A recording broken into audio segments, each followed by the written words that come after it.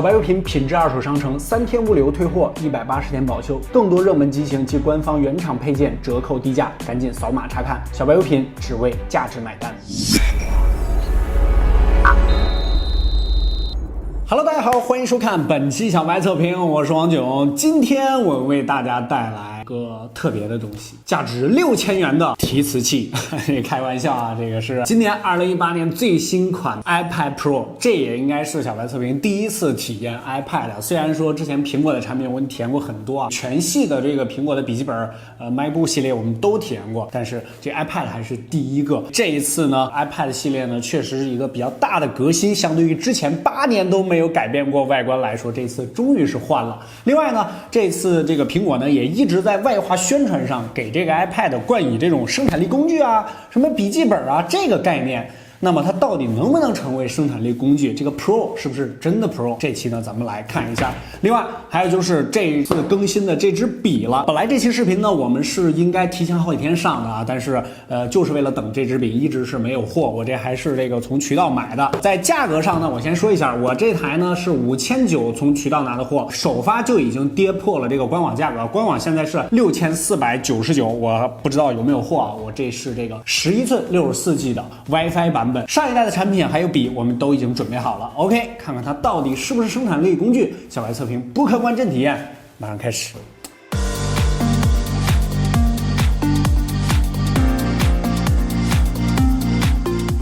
咱们先来拆这个主体啊，平板先拿到旁边，我们这是深空灰色，配件呢比较大号的一个，但是它这个苹果是一样大的啊，这个贴纸呢是大了一圈，可以贴在我们工作室的那台小米的笔记本上，还是毫无违和感的。双 C 口的数据线，这次改变的第一个比较大的点，那就是它不是 Lightning 的接口了，注意它不是 Lightning 接口了，它是这个双 C 口，两边呢都是 Type C 接口，这也就意味着它支持更多扩展，我相信你也想到了是吧？一会儿那咱们赶紧试一下。充电头方面呢，9伏2安，有18瓦的快充的。但是之前呢我们也实测过，这 iPad 呢是支持更高瓦数的，你可以用这个 MacBook 那个电脑的充电器直接给它充电都是可以的。苹果肯定是不能给你最高瓦数的啊，要不然配件怎么挣钱呢 ？OK， 咱们先来拆一下电脑，当当当当。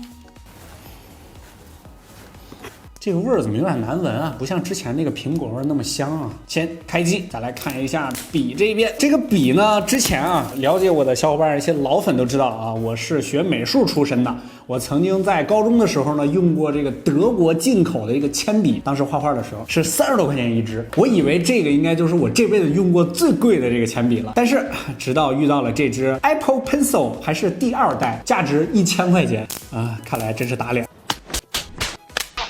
当然还有很多什么钢笔啊，这个就不算在内了，因为它就叫 pencil 就是铅笔嘛，是吧？这个没有什么小的信仰贴纸吗？什么也没有，充电器也没有。这笔呢跟上一代的笔啊差别还是挺大的，上一代呢是这个细长型的，这一代呢是短粗型的，变短了，变粗了一点，然后加了这么一个平面，然后更方便你握持一些。其实呢，它是为了这个无线充电准备的。上一代的这个笔呢，充电是 Lightning 的一个小接口，让乔布斯掀棺材盖的一个设计就来了。上一代是这么充电的。拿着这个 iPad 啊，你就可以去这个火车站接人，然后拿着，然后上面写上老张。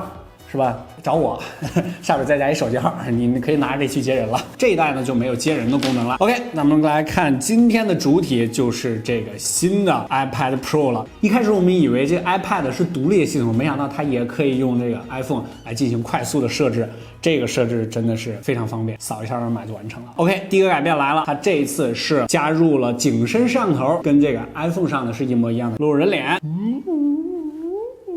OK， 现在正在设置这个外观 ID 上呢，你一上手这个新的 iPad Pro 啊，果粉的话，你就会想到这个第1代的 iPad， 也就是8年前的那个最老的 iPad， 它就是这样棱角非常分明，这个四周呢就是没有像上一代的这种圆滑过渡方便握持感，它就是一个非常愣这个直角的一个设计。但是呢，就非常快的就更新到了这个 iPad 的第2代。当时呢，这个最老的一版呢，它是后面有一个小弧度的，因为电池的这个原因啊，技术呢可能达不到做屏，现在呢是全部已经做平了。OK， 因为这次 iPad 呢最大的就是它取消了一个 Home 键，所以说它引入了这个 iPhone 那边的一个手势操作。如果你要是使用这个 iPhone 10的话，那么就非常熟悉了。其实安卓这边也都一样啊，各家的这个操作呢基本上全部都是这一套，比如说上滑返回、悬停程是多任务，左右滑动呢是返回上一节。正面 ID 上与上一代最大的差别呢，就是它四周边框等宽了。你把它握在手里呢，非常感觉像握着一个笔记本电脑的屏幕一样，尤其是你在给它加上这个官方的一个键盘之后，真的就像是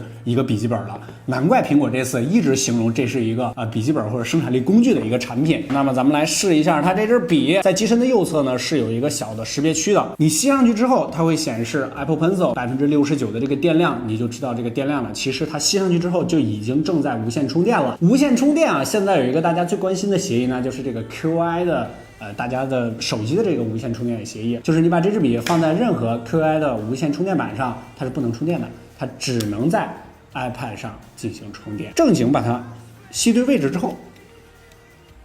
当扇子用，它是不会掉的。有很多小伙伴在定制的时候把这加上中华铅笔2B， 这定制非常好玩。之所以称为 iPad Pro 为生产力工具，其实主要得益于来2点。第一个就是这支笔了，这也是上一代 iPad 已经有了的。我们上一代的这一台呢，是专门贴了一个磨砂的膜，因为有这个磨砂膜，虽然说视觉啊看这个屏幕看起来会有一些那个彩斑一样，看着不太舒服，因为是磨砂的嘛。但是你在画图的时候，真的有一种在纸上这个写字画画的感觉，听这个声音都非常有那个纸的感觉。上一代的笔呢不能在这上用，这一代的笔呢也不能在旧的上面用。这一代的新笔呢增大一个新功能，就是你双击2下笔杆，它是没有任何按键的，它就会切换功能。目前呢它是有4个功能可以选择的，比如说这个当前的工具和橡皮擦之间，因为橡皮擦是最常用的，还有就是工具之间的切换，还是显示这个调色板。我们设置成显示调色盘，只要轻触2下笔杆，调色盘就被呼出了。这是一个非常方便的功能，因为这个非常符合人的习惯，也就是在使用的时候响2下。OK， 咱们就可以切换，非常方便的一个功能。这个磁力有多大？这个笔放在桌子上，它会自己吸上的；靠的稍微比较近的话，它就会自己吸上。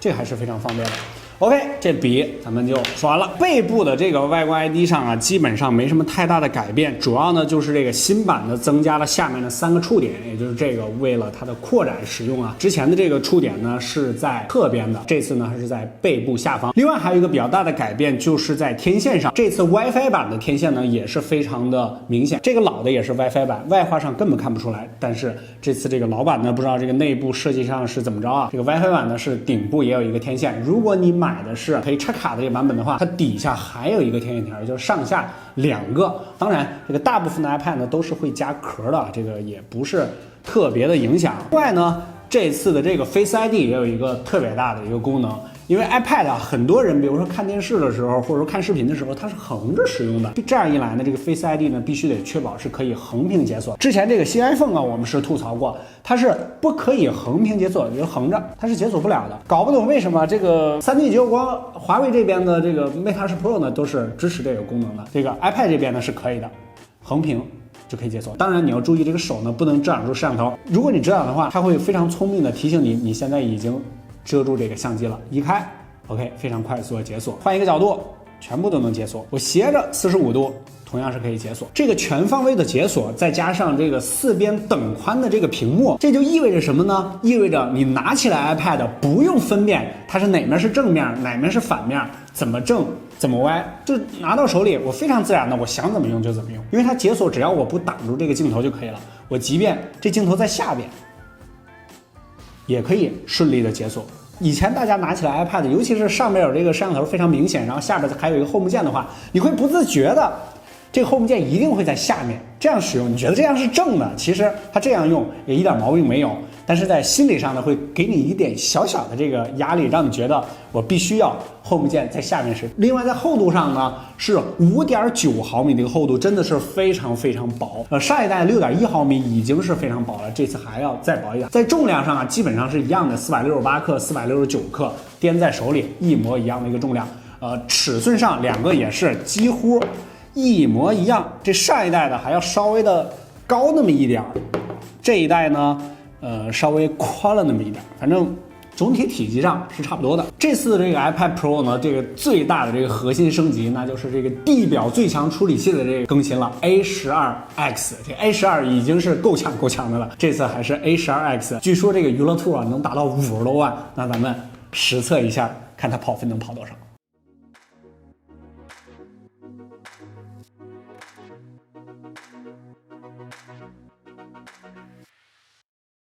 后背部的这个摄像头上啊，这个体积上这次呢是非常非常大，但是我感觉这个里边真的这个镜头上是差不多大的啊。下边呢也是一个小闪光灯，但是这个凸起的部分啊，照上一代比呢确实要更大了一些。不过这次在摄像头上呢有一个非常大的一个缩水吧，就是这一次呢它不支持光学防抖了。这个上一代这个 Pro 版本的一个镜头呢，可是这个支持光学防抖的，后置呢是1200万，前置呢它是一个700万的一个镜头。另外在屏幕上啊，这次是一个Liquid 的一个视网膜的屏幕，照上一代的一个相比呢也是有一个提升。这屏幕看起来这素质还是非常非常高的。扬声器上的这个上一代备受好评啊，这个上下这个4个扬声器，这次 Pro 呢也是没缩水，也是4个，而且在蓝牙上呢也有了一个升级，它是一个蓝牙5.0了。OK， 下面咱们就要说这个最核心的了，那就是它的这个 Type C 的接口。它底部呢不是 Lightning 改成 Type C 之后呢，就可以有很多扩展方式，因为毕竟现在苹果所有的笔记本 MacBook 系列呢，全部都是这个 Type C 的接口了。我们这里呢也是专门准备了一个扩展坞，好，把它插上去之后。这里边有这个 USB 接口啊，有另外 Type C 接口啊，还有就是当然你可以插这个读卡器啊，然后还有一个HDMI 接口，也就是你可以直接把它外接一个显示器。但是目前呢，它不支持分屏，就不是说再扩展另外一块，只是显示 iPad 上的屏幕，而且对这个比例上呢也没有什么适配这个可能是相对有点鸡肋的一个功能啊。OK， 咱们现在插入一个读卡器，屏幕上呢就显示了我们之前拍摄的一些素材，比如说你是摄影师，外边快速拍了一些东西，你想在一个比较大的屏幕上仔细查看的话，这个 iPad 就直接可以把这读卡器插上就可以用了。它随机附送的呢也是一个 C to C 的一个线，把它插上之后连接另一台手机。如果是一个 C to C 的线连接另外一个安卓手机，它是不能反向充电的。用 Type C 的接口连接 iPhone 的话，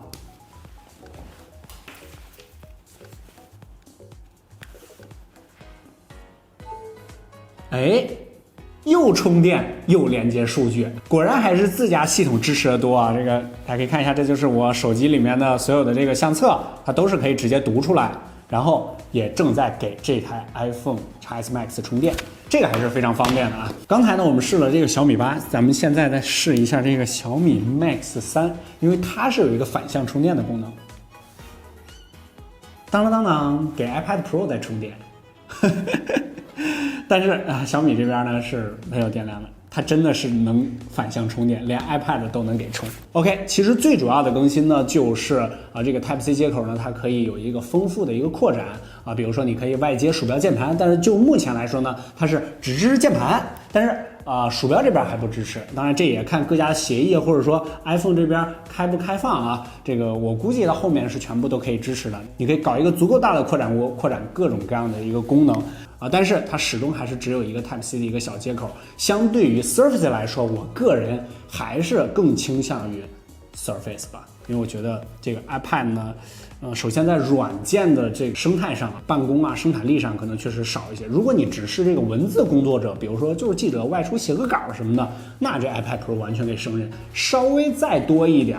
我觉得还是 Surface 更得我心。OK， 快速上手了一下这个 iPad Pro这个给我的第一大感受呢，就是它更友好了，尤其是这个4边等宽之后，而且这个 3D 结构光去掉了这个 Home 键之后，我就可以随手拿起来，这个不管是什么方向都直接可以使用。我觉得这一点上对我个人来说呢，还是比较方便的。另外呢，这个处理器上地表最强，这肯定是没得挑了还有就是这支笔的这个更新上还是挺多的，这个小细节上呢，还有就是外观 ID 上呢都有一些变化。但是如果要是一直强调它是生产力工具的话呢，我觉得还是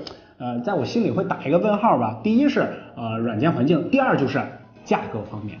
这台呢是6499的官网售价，这支笔呢是1000块钱。如果你要是想当这个生产力工具的话，你必须要配一个它原厂那个键盘加那个壳的那个键盘，对吧？这加一起呢是多少钱啊？这个7000多。8000多，将近9000一个价格了。我有9000块钱，我为什么不买一个 MacBook Air 呢，最新的是吧？最新的才9499。我个人觉得这个东西离这个真的生产力工具还是有一些距离的。如果要是便宜的话呢，我可能会选择这个最便宜的这个 Surface。如果要是苹果端这个价位段呢，我可能又会选择这个 MacBook 或者说 MacBook Air 作为我的这个生产力工具。这个可能对我来说还是一个超便携或者说娱乐向的这么一个产品吧。当然，这仅对于我来说啊，如果你是一个轻文字工作者，或者说经常画画的话，这 iPad 目前来说还是非常不错的。OK 这个就是新 iPad Pro 的一个快速体验。最后呢，再吐槽一下苹果的挤牙膏啊，右上角一滑，像 iPhone 一样的一个工具栏而且呢，它里边在 iPhone 上的那些